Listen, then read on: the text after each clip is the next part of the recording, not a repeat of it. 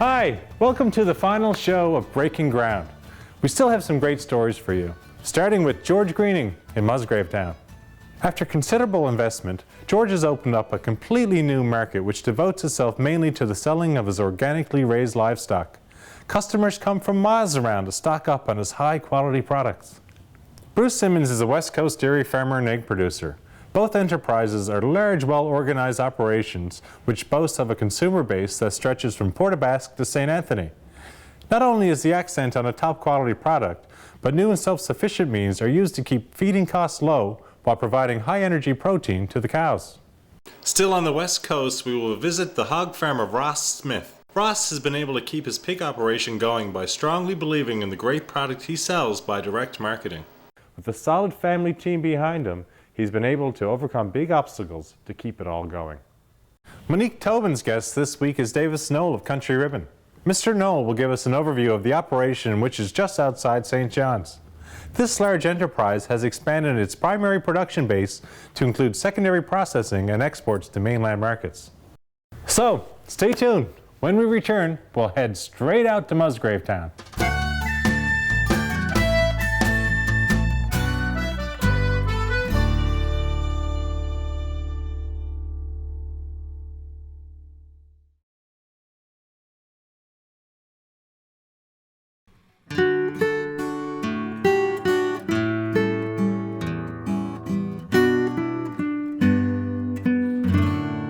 George Greening has made a giant leap of faith by investing in this new beef-oriented roadside market.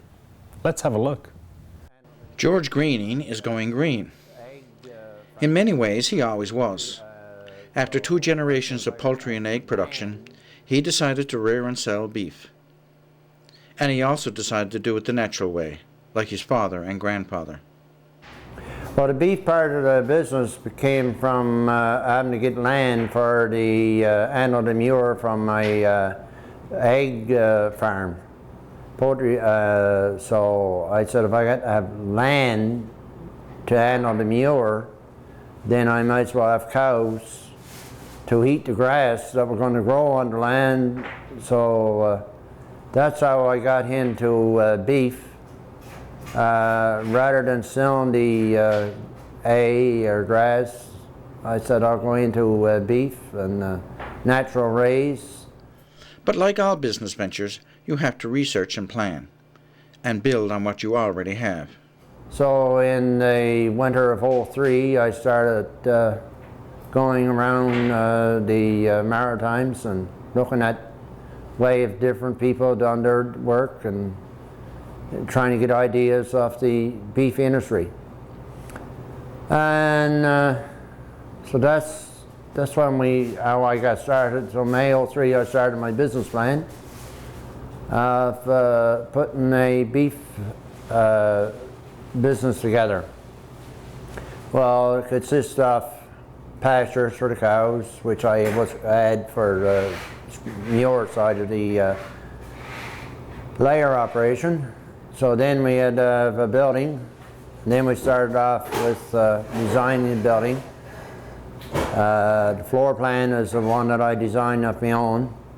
The engineers had to engineer the roof structure and the weight load, and but the basic floor plan as we walk around is the one that I designed from different places off the Maritimes. And here is the end result.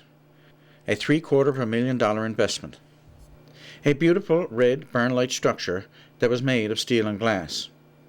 A structure built to last. George explains the makeup of its interior. Well, you can start off with the back part of the building is the abattoir, and then the middle part of the building is where the meat is get ready, and then it's carried to the front part of the building, which is a storefront. And that's where the public come to the storefront to pick up the meats out of coolers that I have sort of put in a semicircle, and people is not tripping over each other and they can see it's open coolers or closed coolers rather, open glass closed coolers. And then our clerk on the cash register will come to the back part of the coolers and get the meat that you require. And if the meat is not there, well then Lauren, my son-in-law, who's partners in this with me, will cut it up to quite a piece that you need. If it's not out in the showcases, you cut what you need.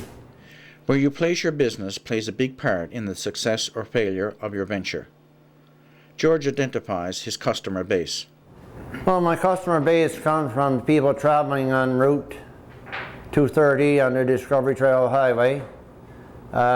We have them from the east of Claremont right to Bonavista. We have customers that come in here from Grand Falls and that area, and Gander, that come in and off the Trans-Canada and pick it up. As we're only 8 kilometers off Trans-Canada, so a tremendous amount of people that came and picked up their supplies and for a month or two, and that's from outside the area. But the people that are passing along, they pick up their supplies as they need it. We're not fighting pricing war with none of those. We're trying to keep in competitive in the pricing the best we can, but they're coming for the fresh quality meat. I don't like knocking the competition in, saying anything bad about the competition. But I try to say everything good about my own. And in many ways, George states what most Newfoundlanders already know about locally bred beef. So therefore, I'm hoping it's the good taste that people are coming for is the way the animal is raised, not force-fed. It's just natural grain and grass-fed. It's the natural way that it was done years ago. Another good reason to buy local. After these short messages, we're heading out to the Humber Valley for some milk and eggs.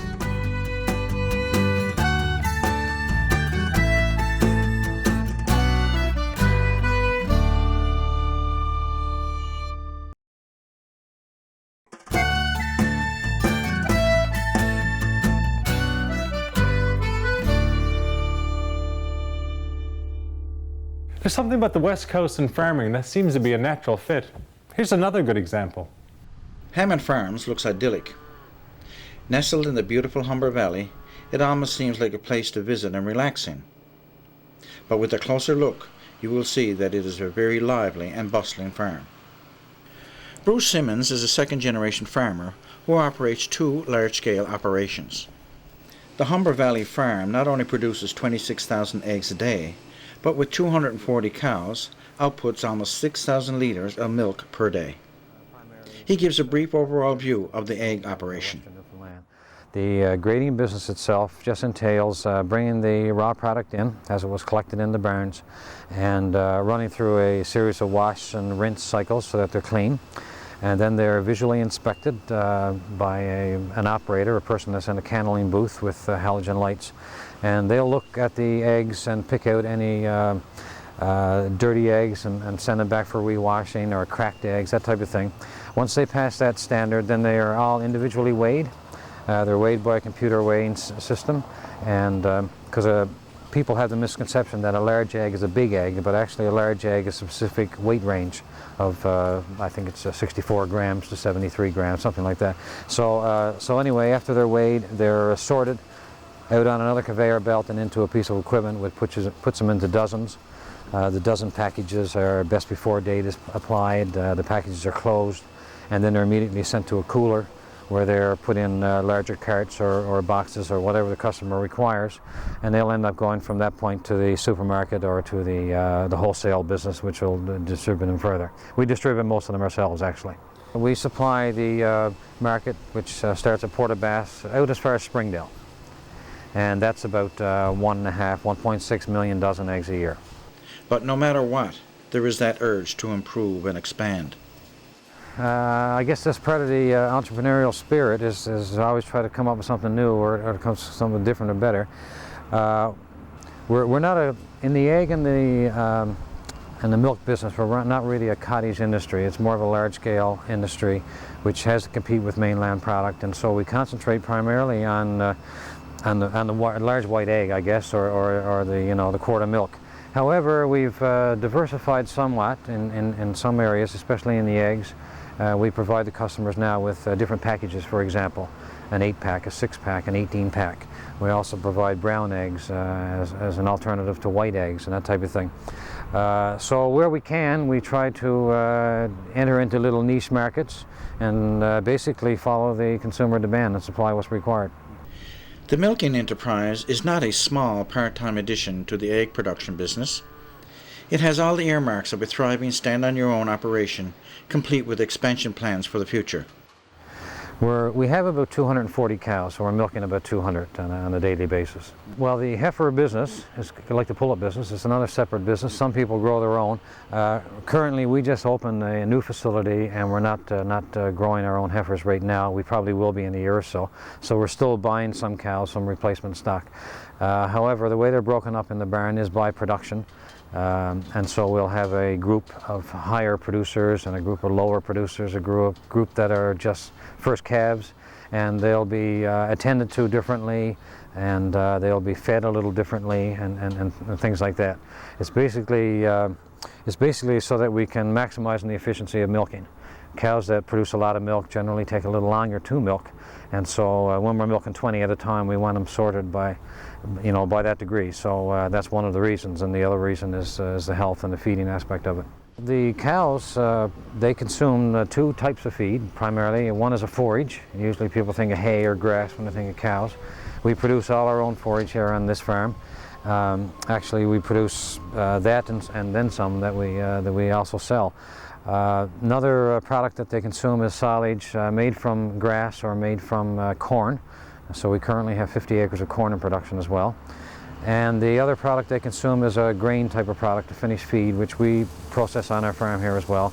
We buy raw ingredients like corn or wheat, soybean, premix, distiller's grain, that type of thing. We mix it on a specified formula and mill it and incorporate it with our total ration that we feed the cows. So with its ear always to the ground, Hammond Farms is a good example of an operation that can adjust to a changing reality and take advantage of new market opportunities. You can't help but be impressed. Well, here's another impressive West Coast story. In 1992, the Provincial Hog Marketing Board closed its abattoir doors. It caused a lot of confusion for local breeders. Ross Smith felt a lot of the same confusion as other pig farmers. Yes, because nobody knew where to go or what to do. I mean, do I throw it all down? Do I give it all up? Or do I hang in there and try something else? And we did. We hung in there and we tried something else, and it's working.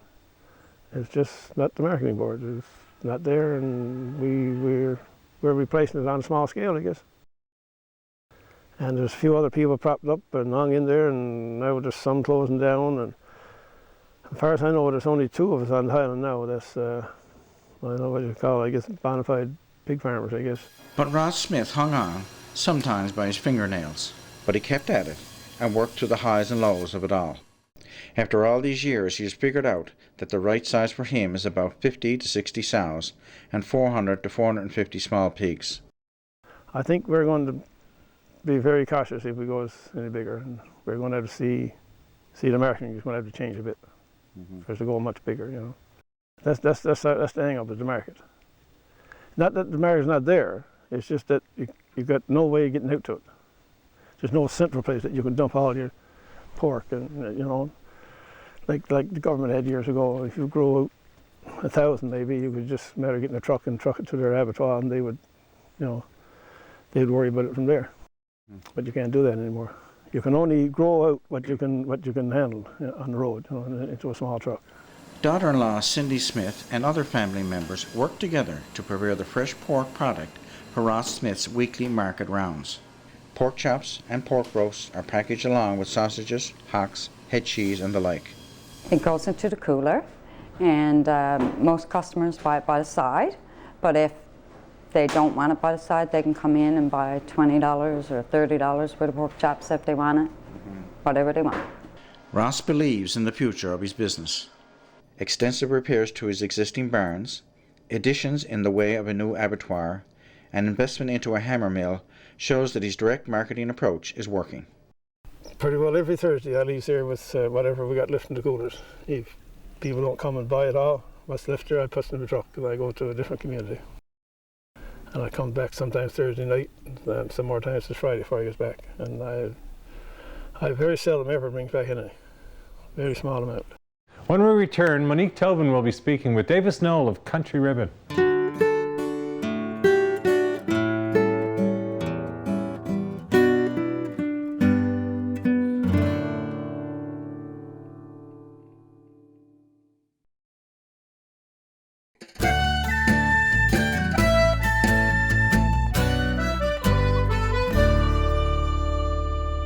Now we're going to tune into a conversation that Monique Tobin had with Davis Knoll of Country Ribbon.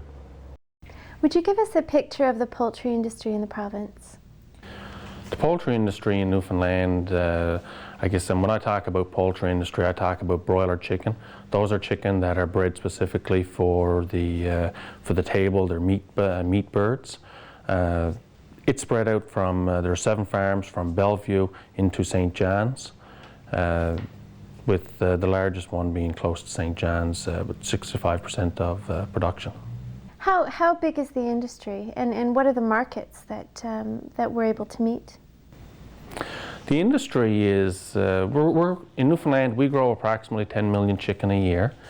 At a live weight, back in 2000 we were growing 15 million chicken a year, and today we're growing approximately 17.5 million a year. We expect that to increase each year by 1% in the future. And if you look at the last, say, decade of poultry operations, have there been significant changes to the way farms operate?